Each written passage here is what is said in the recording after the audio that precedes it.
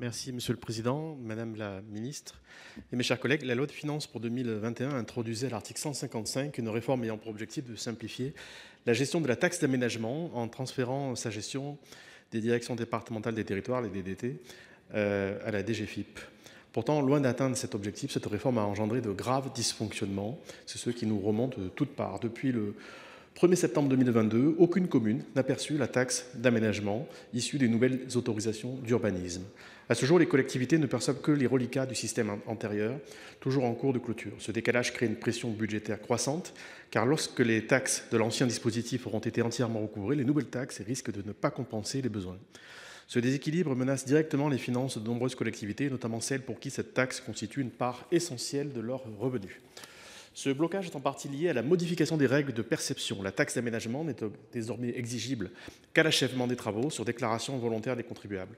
Cette nouvelle règle impose aux collectivités un travail de vérification supplémentaire pour s'assurer que le contribuable se conforme bien aux obligations de déclaration. Et par ailleurs, il faut signaler de sérieuses inquiétudes qui pèsent sur la fiabilité de l'outil de gestion Gérer mes biens immobiliers, plus connu sous l'acronyme GMBI, mis en œuvre par la DGFiP, qui peine à gérer les déclarations partielles d'achèvement, les évaluations d'office et les permis modificatifs. Et de telles imprécisions risquent d'affecter l'assiette fiscale et donc les ressources des collectivités.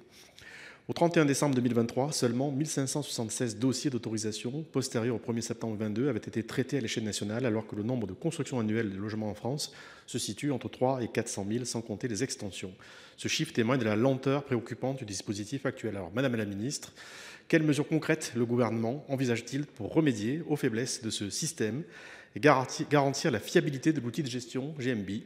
Quelles assurances peut-il apporter aux collectivités pour que le recouvrement de cette taxe se fasse de manière fiable et rapide dès 2025 afin de préserver leur équilibre financier et leur capacité à mener à bien leurs projets? Je vous remercie. Merci à vous, Madame la Ministre. Merci Monsieur le Président, Mesdames et Messieurs les sénateurs, Monsieur le sénateur Jean-Baptiste Blanc. Le transfert de la gestion de la taxe d'aménagement des directions départementales des territoires à la Direction générale des finances publiques, de la DDT à la DGFiP, à compter des autorisations d'urbanisme déposées depuis le 1er septembre 2022, a eu pour objet d'unifier les obligations déclaratives fiscales en matière foncière et d'urbanisme. Comme vous le rappelez, à la différence du système antérieur, la liquidation du flux depuis septembre 2022 intervient à l'achèvement des travaux de construction et non plus au moment de la validation de l'autorisation d'urbanisme.